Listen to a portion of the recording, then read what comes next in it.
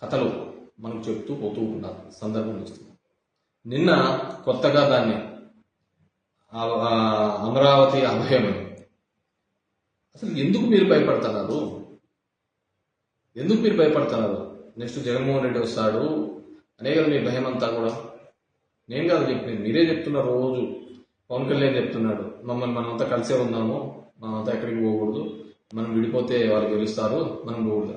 ఈ విడిపోవాలా ఉండాలా, జనంకి ఏదైనా మేలు చేస్తే మీరు కలిసి ఉన్నా విడిపోయినా ఏదైనా మేలు చేస్తే గెలుస్తారు, మేలు చేయకపోతే ఊడిపోతారు. దానికి విడిపోవాల్సిన అవసరం లేదు, కలిసి ఉండాల్సిన అవసరం లేదు. ప్రజలకు మేలు చేస్తే అక్కడ టెండర్లు పాల్గొన్న కంపెనీ నాలుగే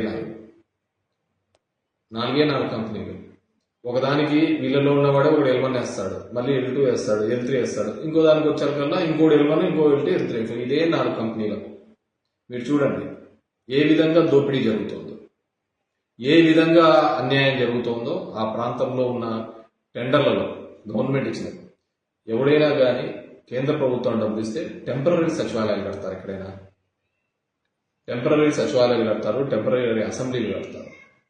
మొత్తం దోపిడీకి ఎంత ఎస్ఎఫ్టీ బయట మార్కెట్లో కూడా, హైదరాబాద్ లాంటి నగరాల్లో కూడా భూమితో పాటు, భూమి ఎకరా 100 crores తో కొన్న భూమిలో కూడా అన్ని ఫెసిలిటీస్తో ఎస్ఎఫ్టీ 10,000 11,000 ఉంటే, భూమి ప్రభుత్వాన్ని ఇక్కడ 14,000 రూపాయలు ఎస్ఎఫ్టీ పెట్టినారు. అదే ప్రాంతంలో రింగ్ రోడ్డు పోతూ ఉంటే కిలోమీటర్కి 22 కోట్లు, 25 కోట్లతో ఉంటే వీళ్ళు 175 కోట్ల రూపాయలతో కిలోమీటర్ రోడ్డు వేస్తారు. కేవలం అది సెల్ఫ్ ఫైనాన్స్ అని చెప్పేసి అందరికీ మోసం చేసి మీరు ఫైనాన్షియల్ గా సెటిల్ కావడానికి ఉపయోగపడుతుంది. దీనివల్ల ఎవరిని మోసం చేయడం? ఏమి ఇంతకుముందు తీర్మానం చేయలేదా? అప్పుడు అన్ని ఉత్తుత తీర్మానాలు చేశారా? జగన్మోహన్ రెడ్డి ఆ రోజు చెప్పాడు, ఈ రోజు చెప్పాడు, అమరావతి అనేది అక్కడి నుంచి తీసివేయలేదు.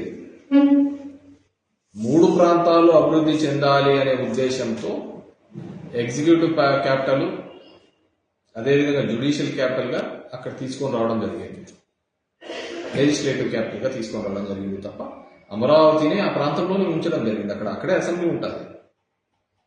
ఈ రోజు కేవలం మీరు రియల్ ఎస్టేట్ కోసం మీరు మీతో పాటు సింగపూర్ నుంచి తీసుకొని వచ్చామని చెప్పేసి ఈశ్వరన్ చెప్పింది. ఎక్కడున్నాడు ఈశ్వరన్? జైల్లో ఉన్నాడు. మీరు ఇష్టానుసారం చేసుకుంటా, మీరు ప్రజాధనం అంతా లూటీ చేసుకుంటా, కేవలం ఆంధ్రప్రదేశ్ అందరి మీద కూడా మీరు ఈ అప్పుల్ని పెట్టే సందర్భం వచ్చింది. నిన్న అచ్చెన్నాయుడు గారు చూస్తే కాల్చిపడేయాలని చెప్పారు. ఈ అసెంబ్లీలో మీరు మాట్లాడాల్సిన మాటనా ఏదనే? నీకు అంతగా ఉందండి. మా సత్యకుమార్ చూస్తే నల్లమల ఎండిపోతానంట.